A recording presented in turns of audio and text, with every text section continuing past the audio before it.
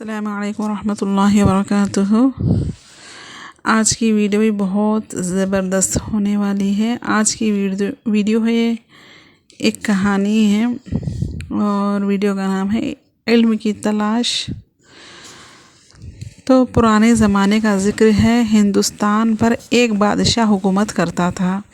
ایک دن اس کے دربار میں کسی دوسرے ملک کا تاجر آیا۔ اس زمانے میں دستور تھا کہ جب کسی ملک کا کوئی تاجر اپنا مال لے کر دوسرے ملک جاتا تو اسے سب سے پہلے بادشاہ کے حضور تحفے تحائف پیش کرنے پڑتے اور تجارت کی اجازت لینی پڑتی تاکہ وہ اپنا کاروبار بخوبی کر سکے۔ چنانچہ اس غیر ملکی تاجر نے بھی قاعدے کے مطابق بادشاہ کی خدمت میں چند تحائف پیش کیے اور اپنے تحائف کی خوبیاں بیان کرنا شروع کی۔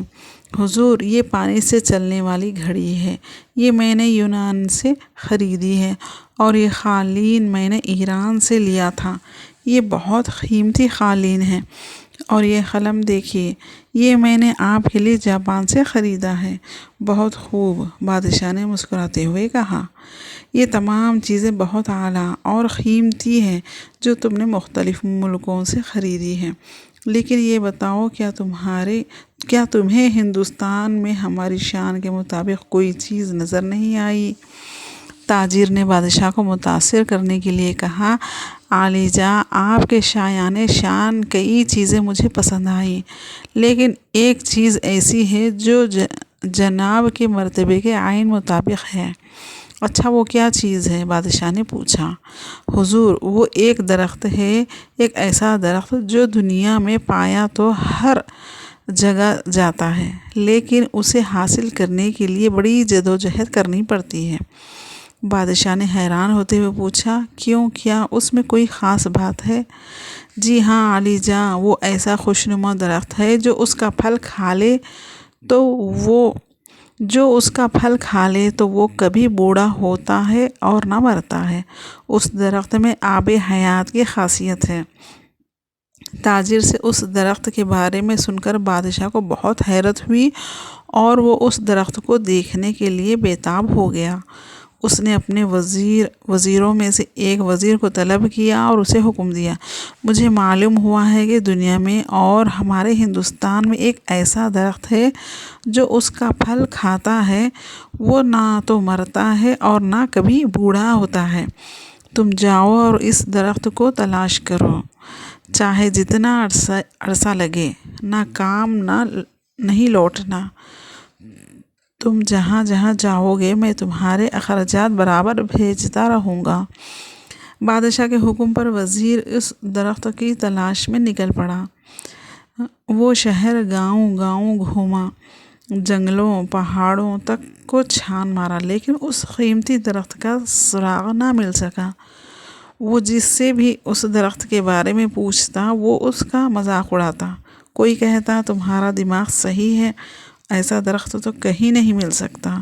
کوئی کہتا، مسافر، ایسے درخت کی تلاش بیکار ہے جس کا کوئی وجود ہی نہیں۔ وزیر لوگوں کی باتیں سنتا اور صبر کر لیتا، لیکن تھا وہ دھن کا پکا۔ کئی برس بیت گئے، وہ مختلف علاقوں کا سفر کرتا رہا اور درخت کی تلاش کرتا رہا۔ بادشاہ بھی حسب وعدہ اس کو برابر پیسے بھیجتا رہا، لیکن اس درخت کا نام و نشان تک نہ ملا۔ اب اس کی امید بھی ٹوٹ گئی، کیونکہ اس درخت کا کوئی وجود نہیں تھا۔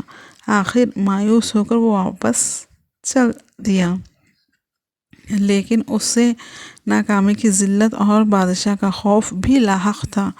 وہ ابھی راستے میں ہی تھا، ایک مقام پر اسے ایک شخص ملا۔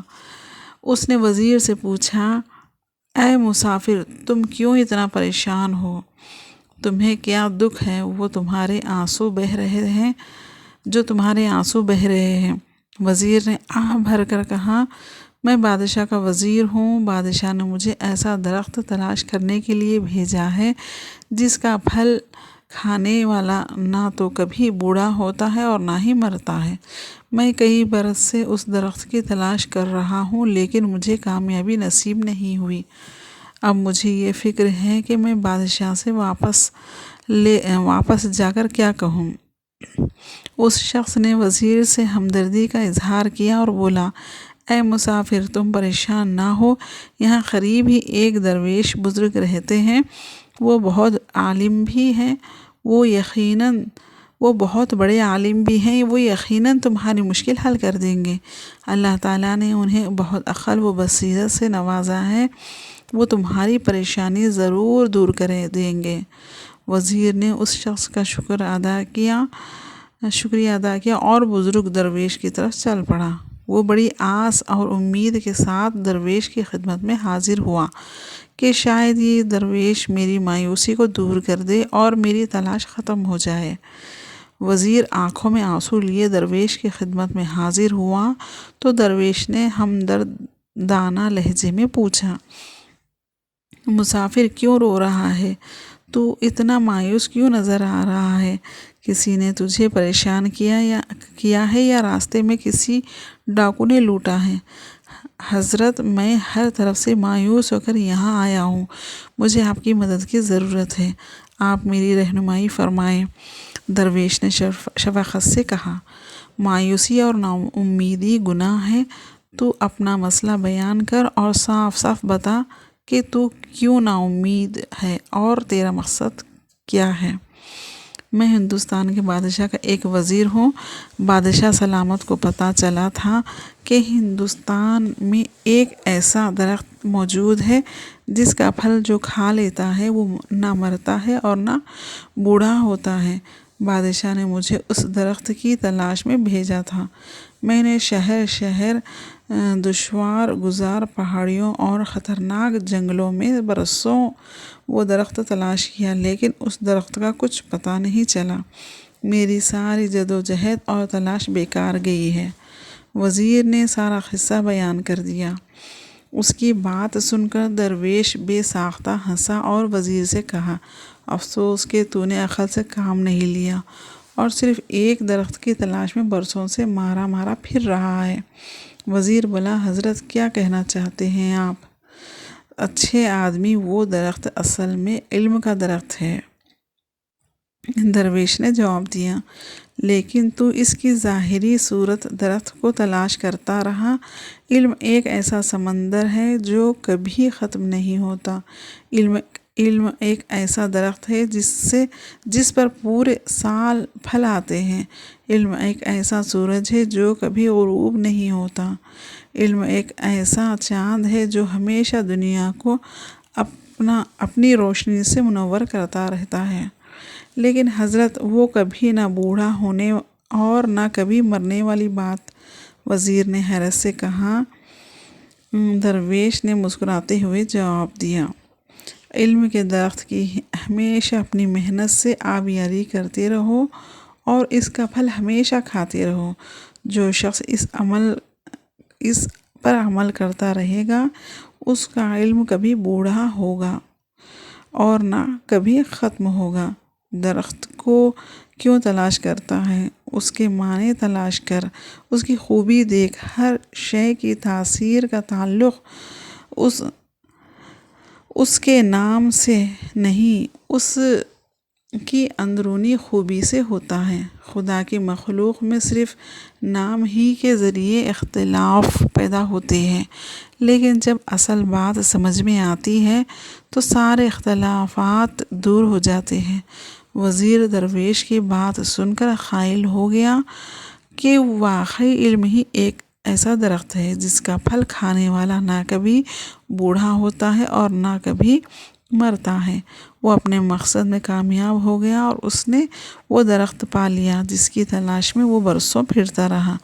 اس نے درویش کا شکریہ ادا کیا اور بولا، حضرت، آپ نے میری برسوں کی محنت کو کارآمد بنا دیا ہے۔